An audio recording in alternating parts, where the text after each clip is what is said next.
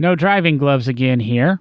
As we told you last week, Will took a vacation day for the, 12th time this year, and 15 recording sessions there, Derek? That's about right. Yeah. Yeah. So you've got Derek and me tonight. Have you done anything exciting in our little weekly recap of what we're doing, like our lives matter to our listeners? Well, I mean, last week we know that I was recording from South Bend, Indiana, from the NAM conference, and back in Bowling Green this week, and back to the museum world and working on exhibit collections and all those good things we do at the Corvette Museum. Just back to life as normal now, I guess. Normal life. I remember those days, 9 to 5 jobs and things. Like I say, still working my venture, figuring out some things. Kind of a slow week for me here. This is beginning to pull my hair out. No income and no work. So, don't know. I say just kind of a boring, mundane week for me, too. Trying to think if I did anything exciting. Nope. We've been working for a while. We've been chatting. We're going to go back to our little interview format with Will gone to keep it 3 people. Met this gentleman. I've known of this gentleman for many years, and I met him a few years back when I think he was displaying a Victorous with, I want to say, Merrill. Correct me if I'm wrong there, Geoff.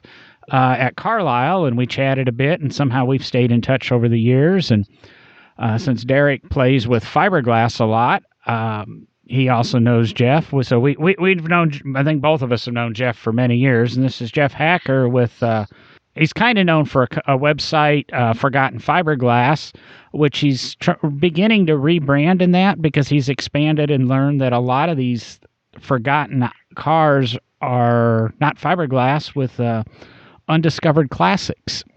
And he's got some very envious cars that go through his hands. It's a really unique business hobby he's assembled, and that he's finding a lot of these what would commonly be referred to as kit cars, but really they're the American version of the little racers. We all know of Lotus and Tyrrell and McLaren and all these little companies, niche companies and backyard companies that built cars out of aluminum in England in the post-war years. The same thing happened here in the United States, except we had fiberglass at our disposal.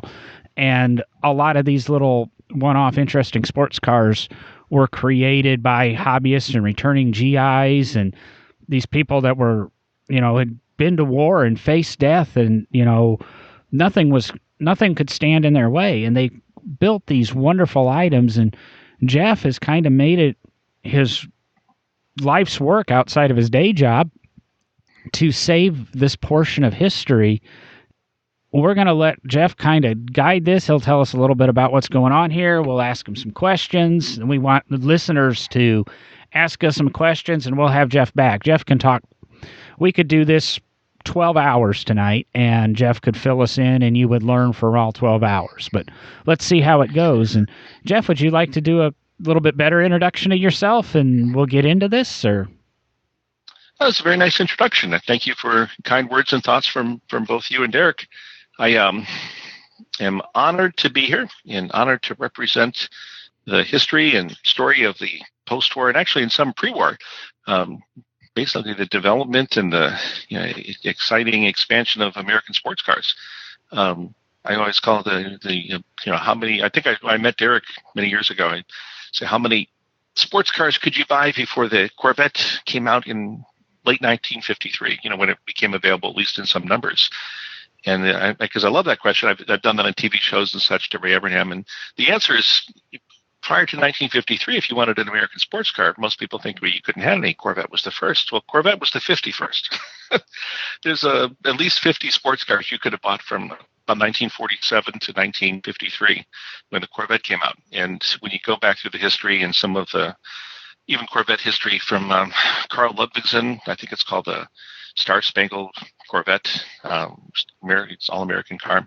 They talk about some of those cars, and they talk about how Glasspar, which is one of the early ones, was Bill Trader designed. It was part of the consulting team that came up to Detroit and helped out, and at least giving advice and such on what he learned. So the story of American sports cars, the famous ones are, of course, the Corvette and the T-Bird and some of the other maybe I'm trying to think of some of the hybrids. We have a British body and British body and American power, but really the American sports car was this small coach building, like you mentioned, John, from England, where these tiny little companies were building sports cars and sports car bodies and so forth. It's always been interesting to me. In Europe, you had tons of coach building companies all doing things in aluminum, almost perfectly in aluminum, not fiberglass. It was more of an American thing to start. But in America, they were doing primarily out of fiberglass. Not everyone. Jack Sutton was doing aluminum bodies, and Troutman and Barnes later on, they were in the mid-50s. Well, they were in the mid-50s. There were other companies doing aluminum, but one of those guys, I think it was this person who built Chuck Tatum's car, Hageman, I forgot his first name, said fiberglass was the death of the coach building of aluminum in America. Well, that was said from California, which is where fiberglass really was the most popular in terms of sports cars. So it's an interesting, I'm honored to represent that part of history. It's been documented at a very high level, not a very all the details level, the granular level.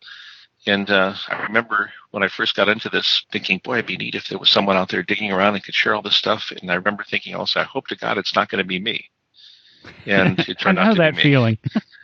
Yeah. So, but when I say me, it was myself and Rick DeLuey and Harold Pace, some of the people we've lost, those two we've lost in recent years, and others who've done a fantastic job beforehand. But it was apparent when we started this in 2006 or 7, and I'm not kidding when I said I would love to, hope to God it's not going to be me because this is what's needed. But the reason I was saying that is not for a lack of love of it, but because I knew it would take an amazing amount of work to try to establish the legitimacy and the history and document that. Not that it hasn't been fun and exciting, but there is a flip side to fun and exciting. It can be tedious and heartbreaking, and at times just the amount of effort it takes. Sometimes I've described it as trying to get this the data, for stories and getting information out, getting information to be able to write something, like trying to get a drink of a glass of water by taking an empty cup and holding it sideways and running around and gathering up water vapor. It's so hard to find information. It takes so long to identify if there are people from 60 or 70 years ago or families. But we've been surprisingly successful, way surprising for me, in gathering information. Say a lot of Derek and I's jobs, especially back when I was with the museum, and obviously Derek still is gaining that information and those stories and trying to do it before the people pass, or you're always in a hurry, or it's always a race against time. And I've only done 75, 100 projects in my life, and I don't know what Derek's number is. And you seem to have,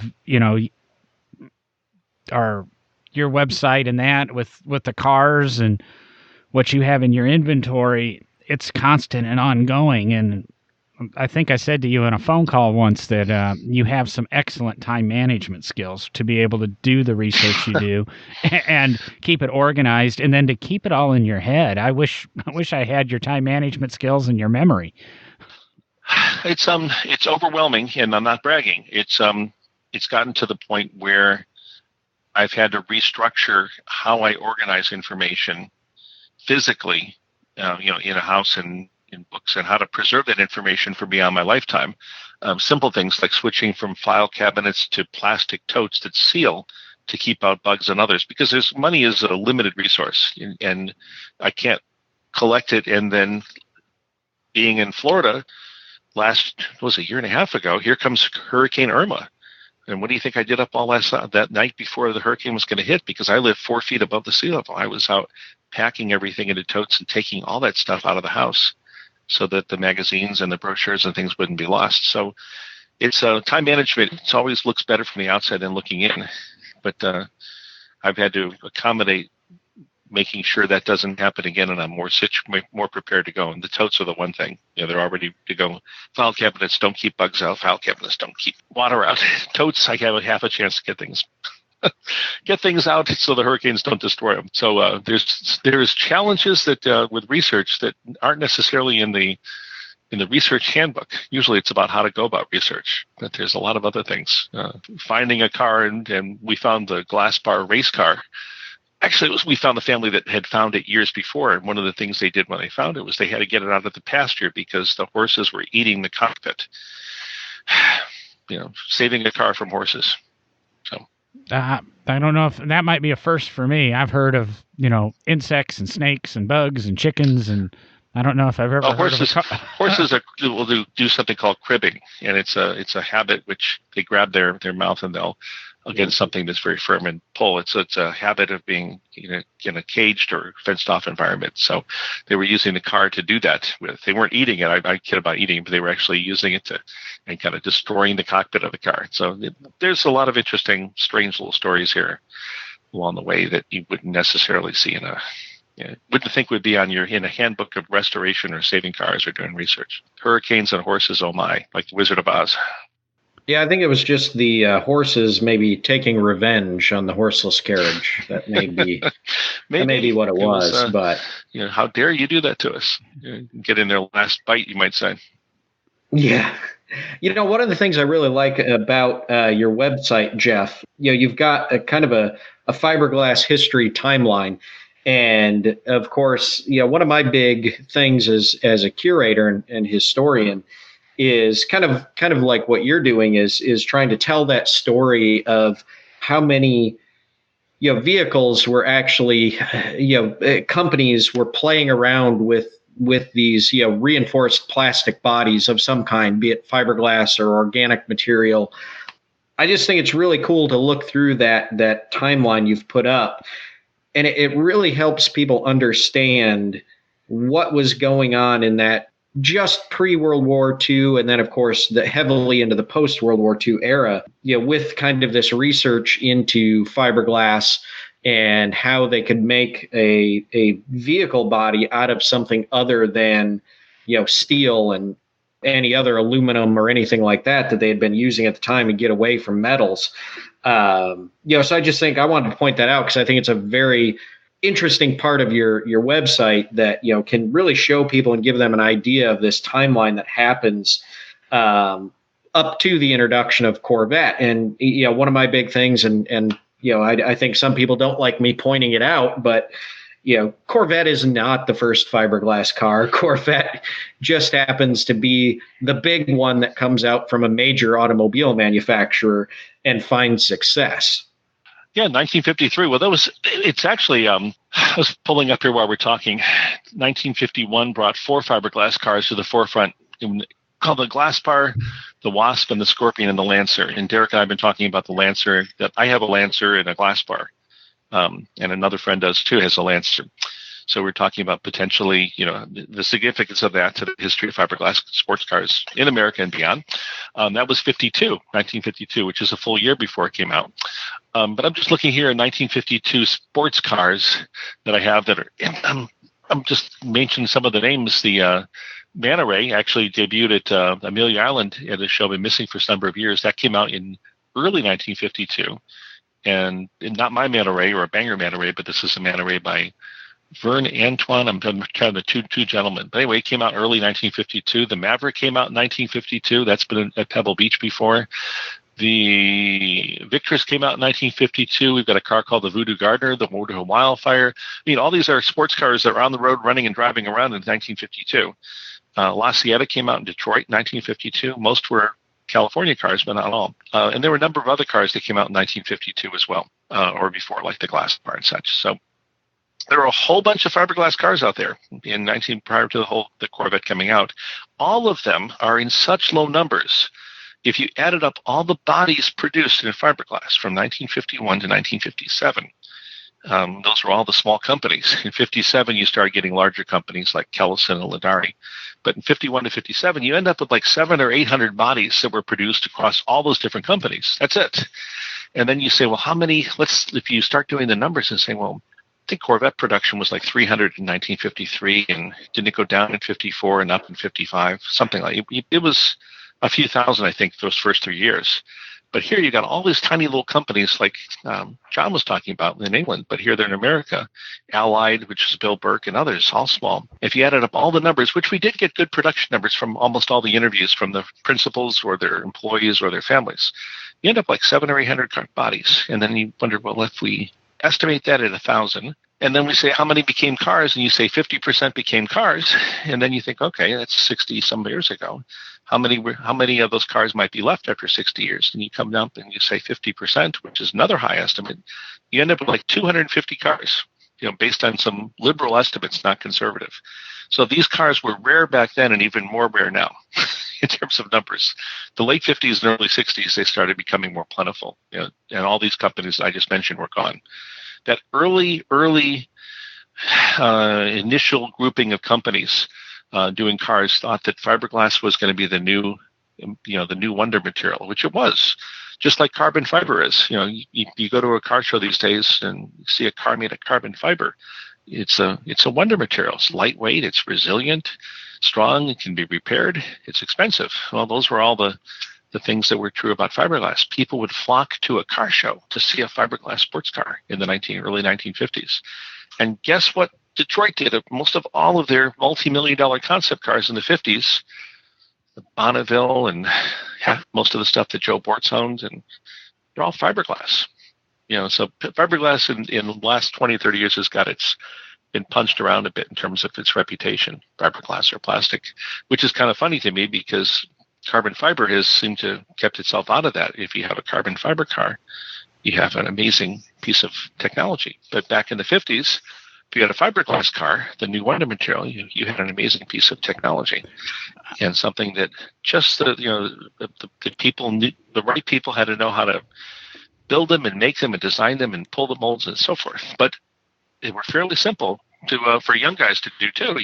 People who studied it and were competent to build themselves a body. So therefore we have tons of one-off cars, the Derek Special, the John Special, the Jeff Special. And trying to figure those histories out is a whole different ballgame. Those are pretty hard.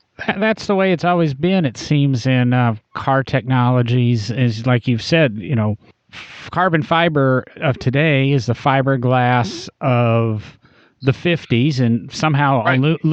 aluminum became the thing somewhere in between again, and it's just whatever's easy to work and handle. I mean, there was a point in time that Naugahyde was the interior to have in a car when Naugas were first, they figured out how to catch them and, skin them and create Naugahyde. And prior to that, I mean, I love cloth interior cars, and Derek will vouch that at one point in time, cloth was the material to have. That was the upgrade, and leather was frowned upon.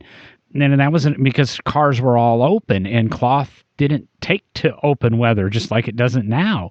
And I just find cloth interiors so much more comfortable, and I don't know if I've ever burned my thighs getting into a cloth interior car like I do with leather seats and things like that.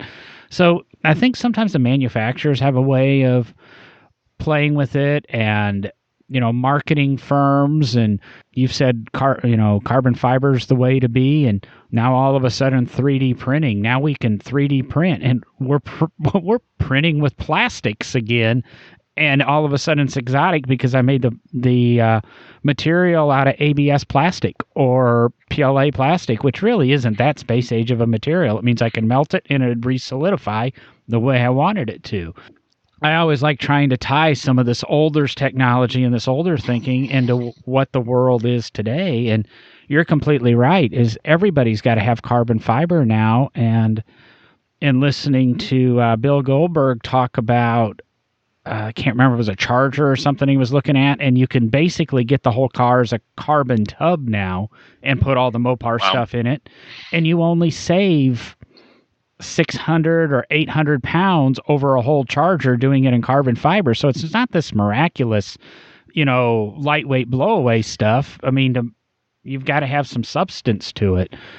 While you were talking and a little bit about saving these cars and horses eating them and aging, and I was looking at your timeline Derek referred to, and 41 Ford made a hemp car according to your website, and I think that would be a thing that's discussed now. Oh, we can make it out of hemp. I mean, I think Cheech and Chong tried to do that in a movie in the 70s. But I think they did. But in going to your restoration, and I know you've been involved with a lot of restorations of these cars and I'm going to use Corvette as kind of a timeline here, post-war, pre-Corvette. Can you describe a little bit of how that fiberglass aged and is it difficult to work with? Does it have a lot of voids? Was one of my earliest memories of getting into car restoration. If it was built in the 20s, it couldn't be that exact. And one of the first projects I worked on was a 30 Packard and putting suspension pins into the thing. And big deal. They're painted or primed. I mean, there's got to be that much play. And I learned that just a thin coat of paint was too thick. And I'm going, these guys were pretty precise. Can you give us a little bit of insight on how that fiberglass construction was done in the 50s, maybe compared to what we would do today? Say Factory 5 lays up a fiberglass Cobra and what the difference is, or how it at least endured over, go from 50 to now. We're talking 70, 75-year-old cars in some cases. All right, I can answer some of those things to your audience. Not all aspects of it, because most of what I do is not a comparison, but we try to, how do we save this car? My God, it looks horrible, that kind of thing. So we spend more time on the vintage cars, and the newer stuff is, but the newer materials do help in quite a bit. I'll tell you why. All right. So first of all, you start with something Stephen Covey said. He was a management consultant. Start with the end in mind. So I remember a really good friend of mine, he built a car in the 50s. He still owns it. And he showed me how he was very proud. He showed me that the finished product, if you looked right in the sunlight, you could still see the weaving of the fiberglass through the paint. Okay, well, that's not a good thing. It's not called something that you want. So starting with the end in mind means that something that appeals to the three of us and all your audience, and that is really the material the car is made of is irrelevant. It's the shape and the purpose. And if you want to get into the durability, a metal body is a lot harder to fix on a racetrack than carry an extra fiberglass one. So really you have to talk about the functionality of what you're doing in fiberglass or metal and such and make that choice. But in terms of the end result, a car is a car is a car. Unless you're going to showcase a polished aluminum Cobra or a car that's made out of fiberglass with no paint on it, then the paint itself and the shape, it becomes the important how that car should look. And so you shouldn't be able to see repair work on a metal car underneath the paint. And you shouldn't be able to see the fiberglass cloth, if that's what you're using, or the matte strands underneath the paint. That's what you have to think in mind. So that's where we start. What should this thing look like when it's done? And then we work backwards, because in the 50s, everyone had their own, and people still do, their own way of doing hand-laid fiberglass. And hand-laid, if that's a new term for your audience, is simply laying up, creating the body by hand, as opposed to using some mechanical means of spraying the fiberglass into the mold, which is what's called a chopper gun typically. They may have a new name for it now, but spraying both the resin and the chopped up cloth chopper gun all into a mold. And if you're very good at using a chopper gun and you've got good equipment, you can do that very well. But there's an implied value these days that a hand-laid job, meaning hand-laid, where you put the gel coat down, which is your surface, into the mold. These are female molds, so your very first coat is the surface of the car. And then either your cloth or your mat or however you're going to compose that, it's called a schedule, a laminate schedule. And we actually make new bodies, so very limited production, and I have to look up exactly the laminate schedule. I could do that. It's on our webpage, but it's a certain number of ounces of cloth or mat and the resin that we use and so forth. That's creating something new, but they were doing their own laminate schedules back in the 50s, and Victress made one that was different than Glasspar. Glasspar made one that was different than Allied. But all of your production companies, Glasspar was boat-based with Bill Tritt. Victress, they came out, they worked, I think it was McDonnell Douglas, I could have it wrong, but he had spent some time in the military, Doc Boy Smith, who was one of the founders, learning fiberglass in another larger company. And all these folks did, who were doing really good cars. And you can see their good work these days when you look at a car and you're looking at what you're starting with to restore it 50 years later. The ones that are really interesting are the ones built by Jeff, John, or Derek, where we're reading articles and doing our best to come up with a laminate schedule and buying materials, and then hope to God that we actually make the car right so the body holds its shape and doesn't delaminate over time, or it's not resin heavy. And it's really interesting looking at these cars that have survived from my standpoint, because you're having to correct for mistakes that are made 60 years ago, not in your bigger companies like Victress, Allied, Glasspart, Woodhull. Those are solid. Those are simply repair kinds of things. But in terms of the smaller companies, but typically the individual who get a one-off car, and there's some beautiful ones that we're just finishing up now called the Voodoo Gardener. And if we had a picture side of the podcast, I'd be able to show you. But if any of your people want to look up the Voodoo Gardener on Facebook, they'll see it's nearly finished. And it came out beautiful. But that car was made by Jerry Gardner starting around 1952, kept it all his life, never finished the car. It was part of his family. He passed away. And we, before he passed away, we bought the car and brought it down and had to find the right team to create a car that was almost paper thin to begin with. It was so thin. And then create a body and actually use that as the starting point, but create a body that was the normal 1/8 inch thick or so approximate that you could actually, push against or push out, and the car body wouldn't crack or anything. So it's much easier, John, to start with something that right now and make a new body. And we're making new buyers SR100. Auto Week is doing a feature on us, or we're part of an article coming out next month in April, all about do-it-yourself cars and creating it. And I hope they have nice things to say about what we're doing. I hope they do. But it's a very small operation, but creating a new body is so much easier than trying to repair these older ones. And the older ones, the easiest ones to repair are your major manufacturers, and then going into repair on these other ones, you don't know what they used, and you have to compensate for that. And the biggest thing I can tell your audience is what you need to do is you need to seal everything so that the deterioration actually stops over time, and that you create a new surface, sometimes encapsulating the old body in fiberglass, a whole another layer or two of cloth on top of it. And then we use a proprietary product. It's called Duratec. It's a 2-part polyester primer, but there are other companies that make similar products, and you can usually shoot that up to 1/4 inch thick, which is fantastic because really seals all that. You don't want to see the cloth underneath it. You don't want temperature differentials in the sun to show cracks that were there years ago and repairs that were done. You want it to react like a brand new metal car, because materials are relevant. Paint should be paint. You shouldn't have all these defects. So our challenge is much harder on the older cars than it is on creating something new. But on the older ones, you need to seal all of that work because their formulas or their laminate schedules were all different, and any kind of repairs or cloth, you don't want to see any of that. You need a beautiful painted surface.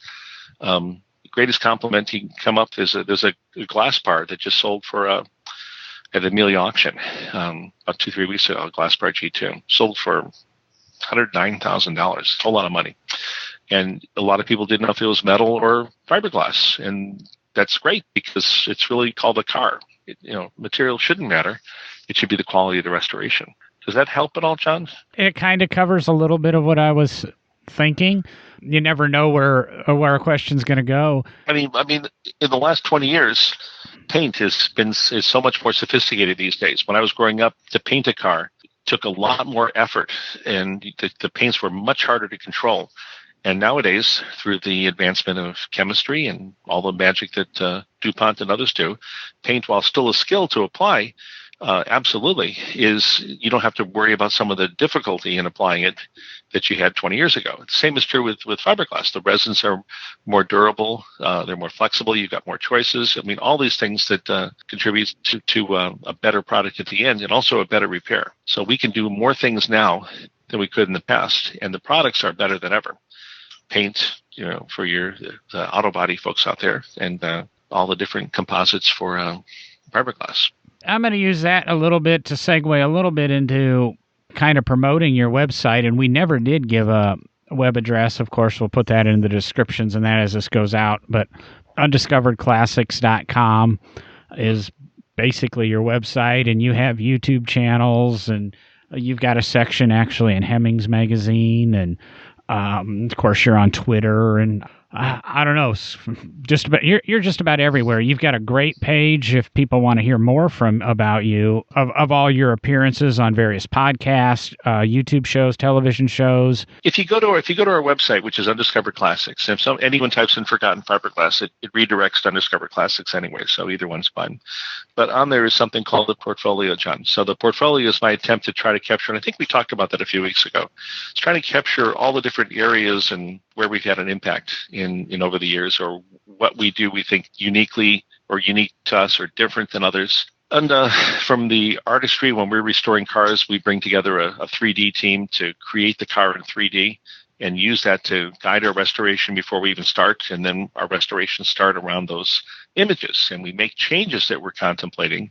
And we did this on the Voodoo Gardener and Glassbar and Siebler and other cars that I haven't mentioned, but they're examples in our portfolio of how we use the digital images as not just to guide us in restoration, but when we're done, we have artwork for the customer, which is kind of cool. That's where I really wanted to touch on next, because the art that you kind of display are those 3D renderings. What can be done with them? I was kind of fantasizing with Derek before. If you took one of those and you've got that 3D scan or that rendering, it could be vectorized, and I don't know if you have the way of. It has been. There are two different model companies we work with, and I made available all of our 3D images at no cost to model companies with the hope that they would start producing models, which they did.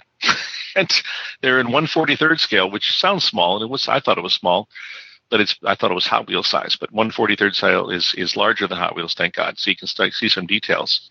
And so our 3D images of the Leo Lines Custom Mercury became a model in December of last year. You can buy it. And the 3D model of Glassbar became a model for a Germany company about 2 years ago. And the Victress S1A, 2 models were released last year, a Johnny Dark Victress and a blue one.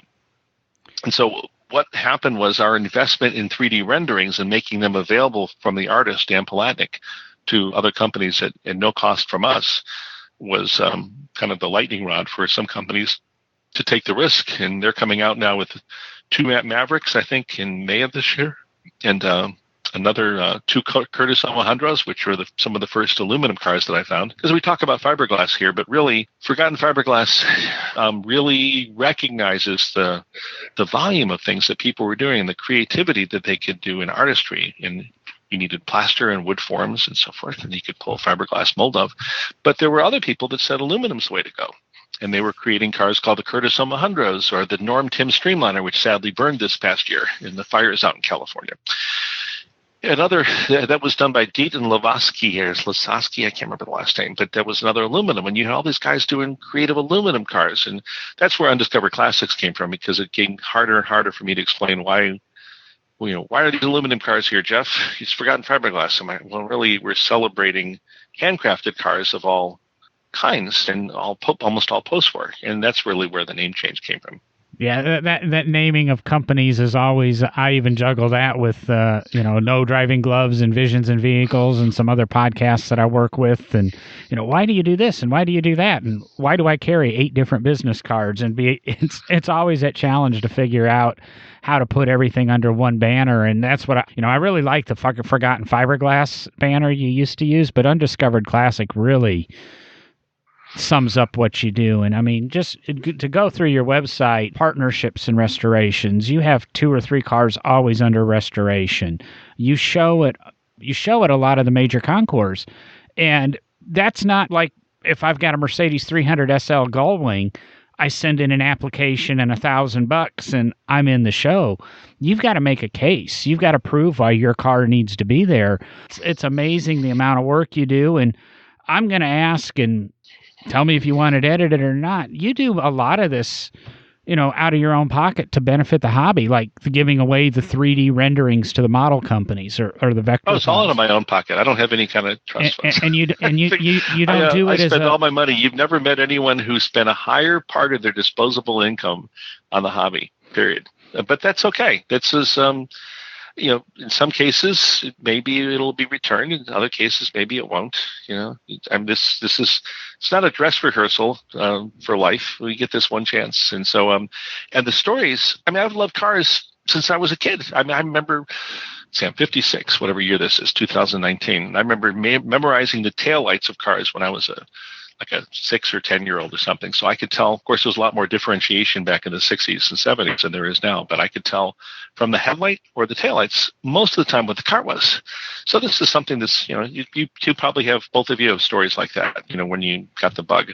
I still own my car my first fiberglass car I got when I was 19, August something. I'm still friends with the people that I bought that car from, whatever 1980 is to now. What is that? 38 years, something like that, 39 years. Still friends with them. And the company that built it, and that's the Shark Roadster that I think probably both of you have seen, and some of your audience has too. But I used to drive that to high school and college, which was a concept car. Yeah, that to me, I would have loved to have driven something like that to high school. It's, completely different and odd, and completely different, really fun, and just awful. Remember, whenever you go for form, you sacrifice function.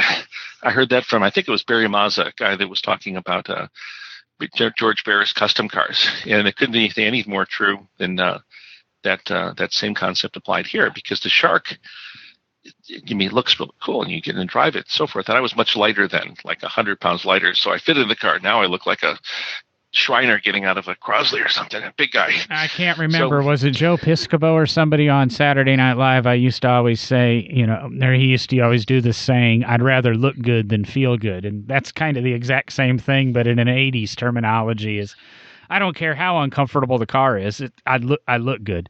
Well, there are cool cars, and there are neat. I see them as forms of art and stories to tell. Our company is changing, and I'll go back to what I said. What I'm finding is that more of the people who have been buying from us lately are actually wanting to become real driver cars. And so we've done a couple things that are just at the very beginning, and both of you may have seen it. One of the things last year I tested was I've been building molds of 6 molds so far of vintage cars that have not been available since the 50s.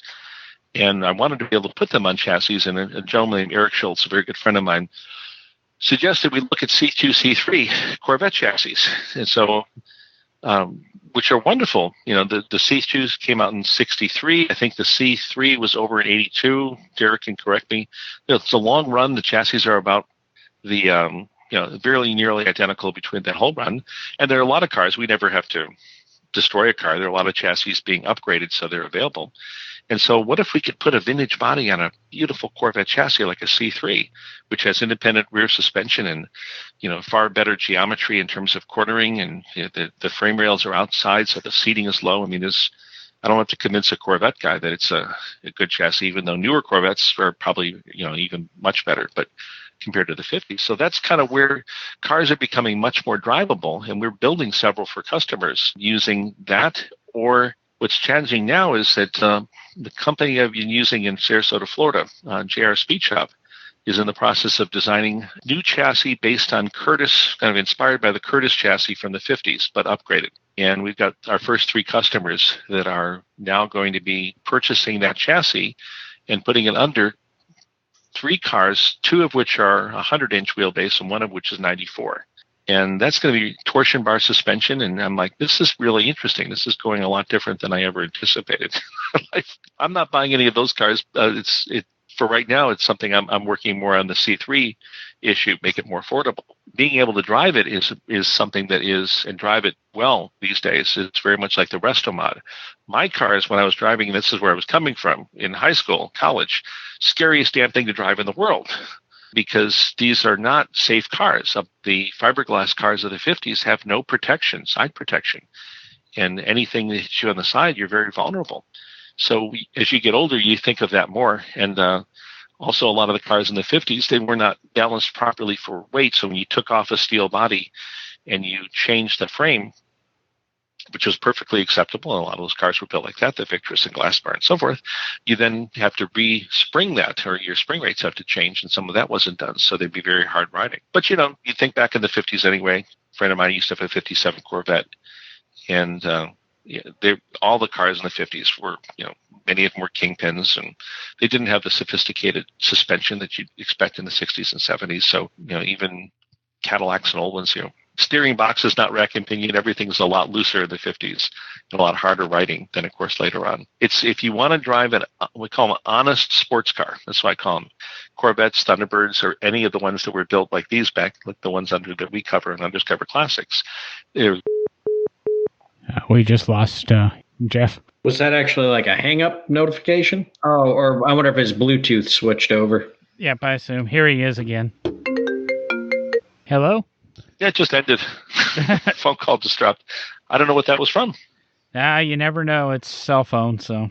All I was saying is that a car from the 50s, whether it's hand-built or whether it's a production, drives very differently from what we expect today. And so a very honest sports car, that's what we call these. There's not a lot going on sophistication-wise. They're very honest in terms of their performance and how they steer and such. Would be one of these specials from the 50s or any of the other ones from that are American from the 50s Corvette. And when I was driving my Shark as a young guy, that was kind of scary. And I drove a Wildfire recently for a little bit. And, the lack of side protection gets you thinking with all this emphasis on safety these days. Perhaps there may be a better way. And a lot of the newer customers that we have are producing new bodies or rebodying vintage bodies or rechassing, if you want to say, and getting them on things that are more performance and sports car oriented as well as race car, which kind of surprised me. That's something I never expected our business to go in.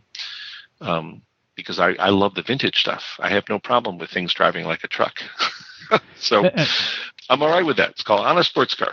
But my friends aren't. They want something better. Businesses have a tendency to go, we don't care what your plans are. This is what we want to do. I'm getting that with my new venture. And like you said, you've been pulled. I'm sure when you got that car back in 1980, you didn't think you'd be sitting here in 2019 with kind of the notoriety that you do have to the hobby and the industry. Thank you for the kind words. I gave the car away to a museum back in the 90s. I gave two of them away that I found and got them back 5 years later. So other than that short little, I had given them away to a museum that I thought could restore them. And kind of like I had foreshadowed earlier about careful what you wish for, or you know that I was hoping I wasn't the guy to do the research. I became the guy to figure out how can we restore these cars. It's pretty scary at first. How do you restore something that's 50 or 60 years old, made of this 50 or 60-year-old technique for fiberglass? But we've gotten pretty good, and people call in with questions and email questions, and I do our best job in getting them to people who are our resources for restorations, and they help them the best they can. But the good news is, these cars are fairly easy to restore. There's no roll-up windows. There's no air conditioning systems. There's often no trunks. Some don't have doors. There's no chrome. Imagine a chrome bill for a 1959 Cadillac. My God. Glassbar has a grill and some windshield posts. Victress has a windshield posts. Grantham Stardust has a grill and windshield posts, and practically all the others have nothing. They're just fiberglass bodies. Keeps them nice and simple and clean. That's actually become their strength. People, as long as they're willing to work on them, can save quite a bit of money doing most of the restoration themselves if they're talented. I like the fact that you were kind of going back to your childhood and stuff like that, and on the podcast a lot. And Geoff, I know you and I've talked. In my childhood, I grew up around my dad, who was a GM body tech and had every year gone to Tech Center to learn on the new Corvettes, fiberglass, stuff like that. Talking about knowing how to identify cars and things like that, and mentioning the movie Johnny Dark, it brought back a memory, which is one of the other cars I grew up around that was fiberglass, was the car that was, and I'm a historian, so I'm going to say this. I've never done the research on the car, but it was claimed to be the Glassbar G2 that James Garner owned that was used in Johnny Dark. And I grew up around that My friend car. Mike Lester owned it in the Tascadero, and then Mike sold it to someone. I'm not sure who. Okay, yeah, and when I grew up around it, it was in the Mitchell collection in Owasso, Michigan. Oh, okay. I didn't know that. Interesting. Yeah. Yeah, so it was sold at Barrett Jackson. I'm not sure if that's when your friend Mike purchased it, possibly, but that's... Yeah, it might have been, or he might have gone after it. That's a good example. We'll use that one as an example, Glassbar G2. Remember when I said I was hoping that person wouldn't be me? Because where do you start? There's virtually no information. So if anyone says, I own the Glassbar G2 that was in the movie, how do you prove either direction? first of all, where do you go for the database? It's kind of interesting. So I don't have the answer. My background is a PhD in industrial organizational psychology, and all that really means is I make mistakes in a very, very narrow area. That's really all it means. But I'm basically a researcher. You go after information. You don't necessarily go after the detail on a specific car to say, well, let me figure out who the Johnny Dark cars are, and it's going to take a long time to figure that out, and it did. I went and became the docent, or I worked with the staff at Universal Studios to go through, and I visited them on site twice to go through all their files and pick up all the extra photos that I could. That were just their professional photos, but they also had wardrobe continuity photos that helped us establish what the cars look like from behind the scenes. We found a number of people who were there, but no one took any photos, or if they did, they haven't lasted over the years. We haven't been lucky enough to find them. But we did go through, and we got all the production notes, 11 pages, talking about the people who built each of the cars. I think they're on my website, Derek, and it did not, I say each of the cars, many of the cars, not each of them. So they talked about the designers of the cars. They got some of that information wrong, by the way, too. So at first I used to think research, and the two of you have experienced this. Okay, good. Let's go back and get the written documentation in the magazines and so forth. And then you go out and find the people, and they're like, well, look at what it said. And they're like, no, this is wrong. This 80-year-old person I'm working with. So you find out that the written documentation is terrific, and then you go out and find the people, and then they fill in the gaps because stories aren't always accurate. I hope my stories are, but I'm sure they're not either. So you do the best job you can. So I became the historian kind of for the Universal Studios. I'm not sure if they stole my name there, but I tried reaching, what's his name, Tony Curtis, when he was still alive. And I reached his agent. We talked back and forth. And he said, Geoff, it was so many years ago, and I made so many movies, I don't have any of the detail really left. And Tony Curtis had a fantastic career. I was lucky to even reach someone through him, but he didn't have anything in his files about any of the cars. And then you start going through who were the drivers.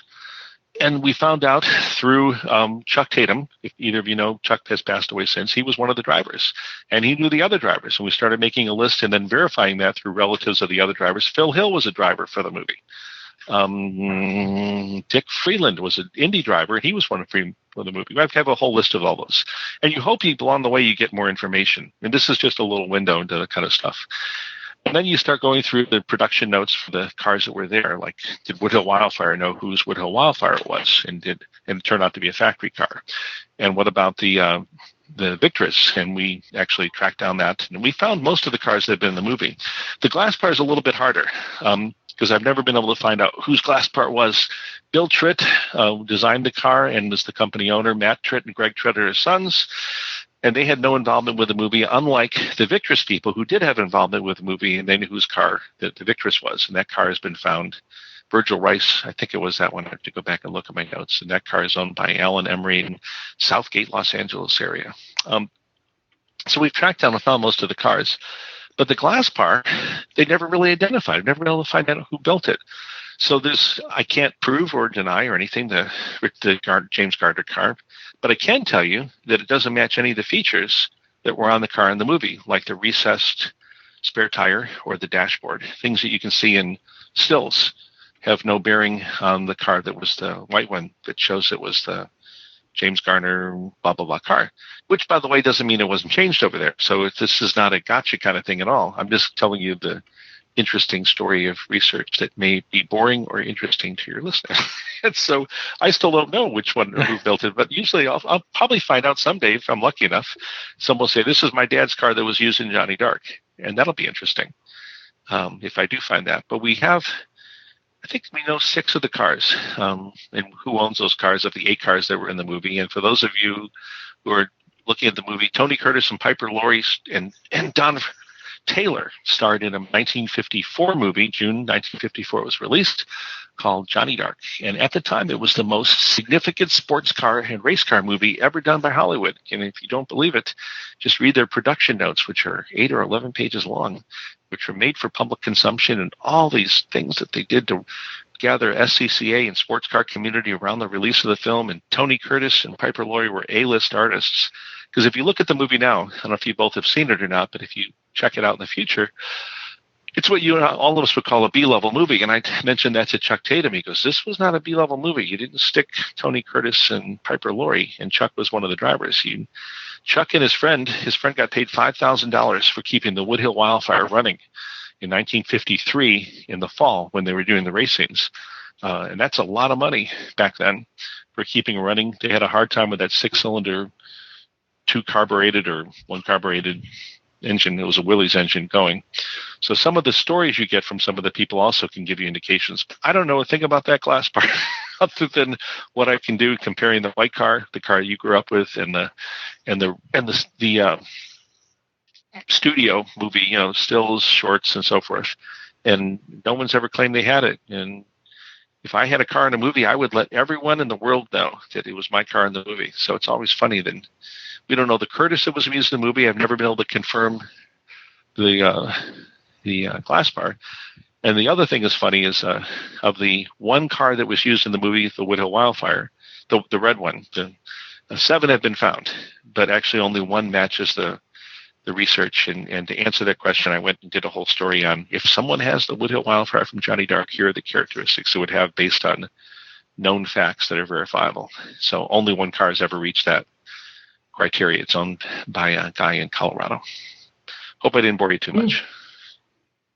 No, I think that's very interesting because, one of the things John and I occasionally talk about on the show, being kind of the 2, museum historian types, is, how difficult it can be sometimes to prove some of these things. And I mean, this is just another case and a unique case where it's hard to prove it with mass produced cars sometimes.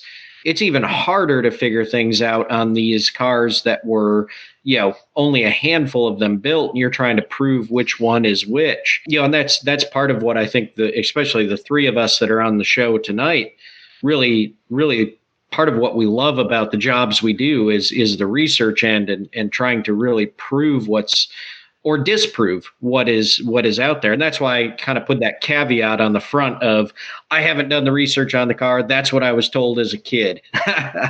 Yeah, well, there's nothing. Can you fault the person? Let's say that it isn't the car for the moment, because I can't tell you if it is or isn't. Let's say it's not the car. Can you fault someone who found the car? How many glass bars has anyone seen in their life? I mean, up until my research, I hadn't seen any. I've only probably seen about 10 now. They made 100.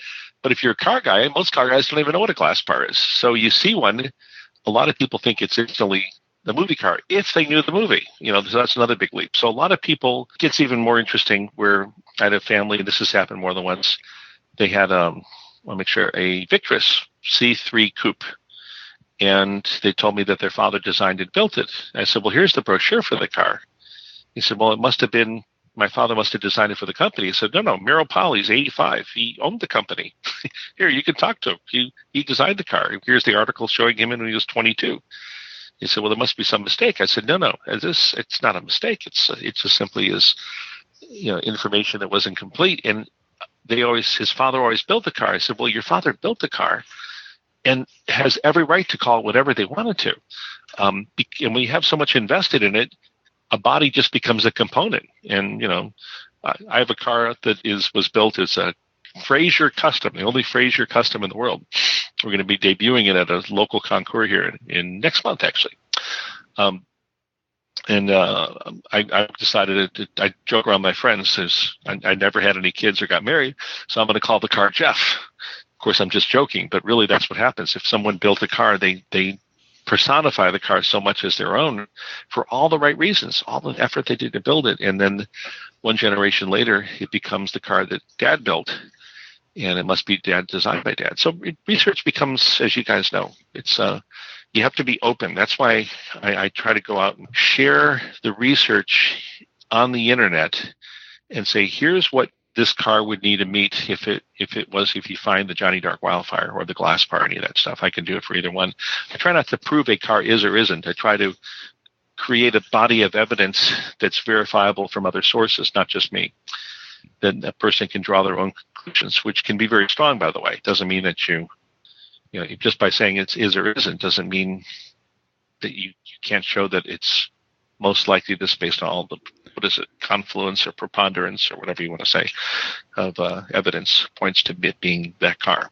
Let me duck in here real quick, Jeff, and ask, if you don't mind mentioning, Can you give the name of the local concours that you're going to be debuting that car at? You don't have to tell us anything about the car, just what concours in case of the listeners in the area. I always share everything. I don't think there's only if I'm getting a car, something that it has to happen for a while. If there's any reason to keep something secret, Auto Week wrote a whole series of articles on our work at Pebble Beach in 2015 and called us some of the most transparent people, which I hope wasn't a dissing of us. We just shared everything, showed the whole process of restoring a car, getting it ready for Pebble Beach, and what we did and so forth. So we don't really I think sharing is the best way to go. Tampa is starting a Concours d'Elegance. They've actually had two start up in the last year or so, a couple of years.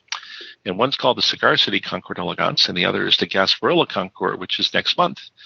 And we wanted to be part of both of them, but the situation the past year allowed us only to be potentially part of the Gasparilla. I've got some restored cars, and I got unrestored cars, but you both know it's kind of interesting at Concours. What are they starting to show? Survivors, and survivors at Concours are getting more and more attention. And so I said, well, I've got these two survivor cars. I have these couple of restored cars, and they picked both of my survivor cars. So at the Gasparilla Concours d'Elegance in Tampa, Florida, somewhere around April 17th or 13th or something like that, we're going to debut two cars. If I can get my trailer down there and load them up and move them a few miles. One is the 1954 Fraser Custom, which I've searched for 10 years before I found this. A story in Hemmings all about my searching for that car. Turned out a friend owned it. For many years didn't tell me because he didn't know I was looking for it. Well, I thought that was kind of funny. So I ended up buying it from a friend who had it. The other one is it's a 1954 Fraser. It's a whole custom body, all done out of metal.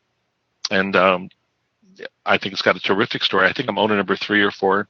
And it was built and preserved for all these years. It's actually pretty much in original condition. And there's not much information out there about it yet because I haven't started promoting or talking about the car. And the other one is the 1937 supercharged Cord Phaeton that's been stretched and put on a new chassis. And the person who's helping us may be known by Derek, Carl Ludvigsen. I mentioned his name once before. I did that famous Corvette book. It's in your library. I'm just not sure if you know Carl or not. Carl's in his early 80s, and when he was going to college in Boston, photographed this car. And the reason he photographed it is a 1937 supercharged Cord, beautiful shape, and it's stretched by 2 feet at the cowl like a Bugatti Royale. I think it's 2 feet longer than any other Cord made. And it's been available for a while, and it wasn't hard to find. But what's hard to find is who actually built the darn thing. And that's what we're trying to do because the workmanship in the car is terrific. And in order to stretch a cord, some people call it the extension cord. In order to stretch one, you don't have a chassis to work with. It's unibody. It's got a subframe. Mm-hmm. And so whoever did this car started out by using a car that was about 2 feet longer and then rebodying the Cord Phaeton onto this chassis and then taking 2 front cord clips and changing the hood and doing masterful workmanship on the car, so that I can't even find the seam of where it was done. I know exactly where it was done, and I'm still marveled to this day. And it's Survivor. It's got rust on it and beaten up, and the red leather interior is torn. And it's a little bit less of a Survivor than I would call the Fraser Custom I have is much more of a Survivor, much more presentable. But they wanted both of these cars, and the Cord takes the whole darn trailer.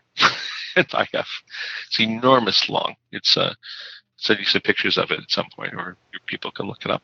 Audience, crazy long. But anyway, it's a Cord Phaeton. They made about 250 Cord Phaetons in 36 and 37, and this is the only one that was stretched. Of course, not by the company. This was stretched probably in the 40s and early 50s, and that's when Carl Ludvigsen found this car in Boston and took 4 photos of it, which help establish its validity that it was done back in the day. Now I got to still find out who built the thing, which is what I'm hot on the trail of as we speak.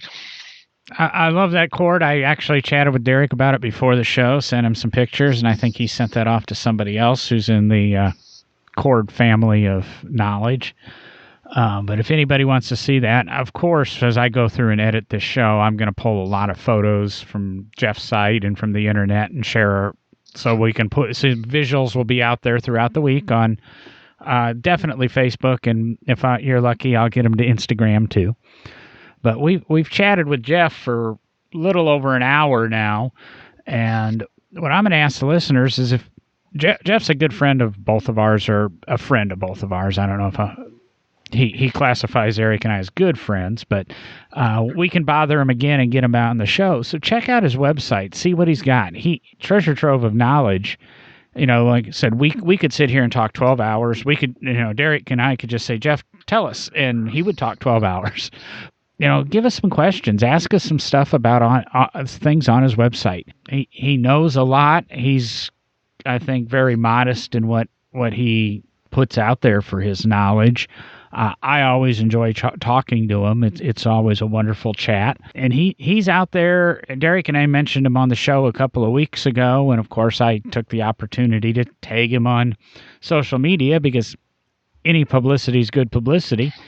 And Geoff reached out and said, hey, I tried to listen. And he cares. And like I said, he takes time to figure out how he's being represented. And, I'd be on the show. He's offered to help me a little bit with my venture. He's provided me some information. He's worked with Derek on exhibitions. He's just always out there and always willing to help. If you're a listener who's this far into the show, take a minute, check out his site, give us some questions. Derek, you got anything for Geoff, and then we'll just kind of let him wrap it up there.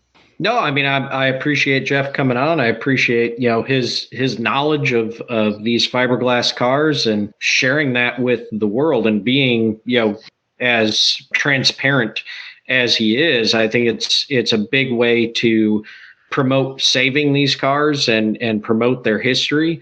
It's fantastic. I was actually just sitting here thinking I've always been intrigued by fiberglass my whole life just because of what my dad did and kind of learning fiberglass early on. And I'm sitting here at my desk where I record, looking at, actually found at an antique store, 1950s era bullet shade, what they would call kind of TV lamp, used to go on top of the console TVs.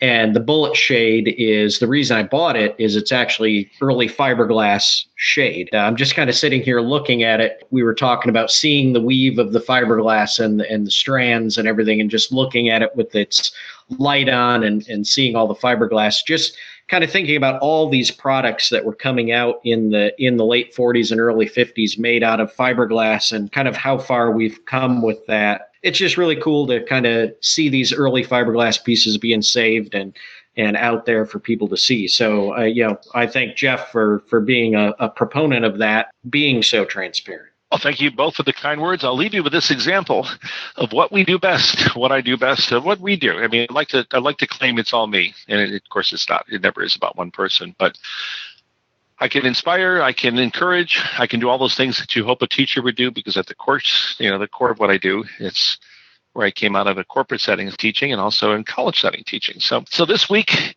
is a cool example of another thing we did. About 10 years ago, I found a good friend, and sadly, he was a car designer, and I'll mention more of the name if you have me back on again and share you, but a car designer, and he did it for small independent companies and race companies and built himself a future car. It was fantastic. We debuted his car at the Milwaukee Masterpiece in 2013, I think. Hadn't been seen since the 1960s. They call them Chapelar or such. But anyway, he also had other cars that he never really shared with other people. And I've been working on trying to purchase one of the cars from him. And I'm actually able to do so. And it's not a car. It's an RV.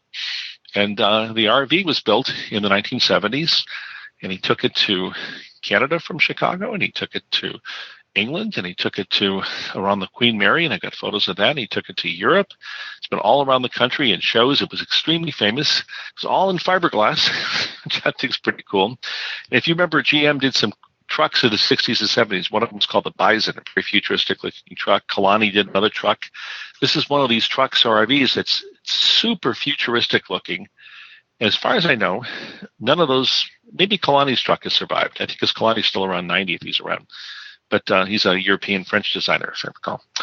But I don't think the GM trucks have, or any of the other futuristic trucks. And this one's a futuristic truck, has a whole interior with fireplace and hasn't been moved or touched in 40 years. And I've been trying to acquire it for the last 10 and save it. And that's what I was just able to do. So we're, as of yesterday, making plans to move it from Chicago down here. It should be very interesting. Probably post it in one or two magazines. It looks like it's right out of the 1970s and 60s futuristic cars that you don't expect would survive. And that's a lot of what we have. all these cars, they've written books and chapters. I think I go out and find the cars that people think have been extinct and gone and destroyed for decades. And I've always thought they were out there. We just have to go find them. And we found a heck of a lot of them, it's a heck of a lot of them. And we try sharing them when we can. Anyway, more to share in a future one. If anyone's interested in futuristic trucks, that's what we're bringing home in early April 2019. Always exciting down there in Florida at your place. So we'll look forward to that, and I do hope to have you back. Yeah, thank you for the invite to both of you. I hope provided some interesting stories for your listeners and such. And I'm always available if people have any follow-up questions. They can email me or call me. So, well, thank you again, Geoff. I'm about ready to call it an evening. Derek, you got any last words or? No, I've got to get back to work on stuff for the house and for work. So it's going to be a late night for me, but it's been a pleasure recording again this week especially with Geoff on. Oh, thank you again. And I'm out of here. Okay. Thanks guys for the opportunity. Be well. See you later.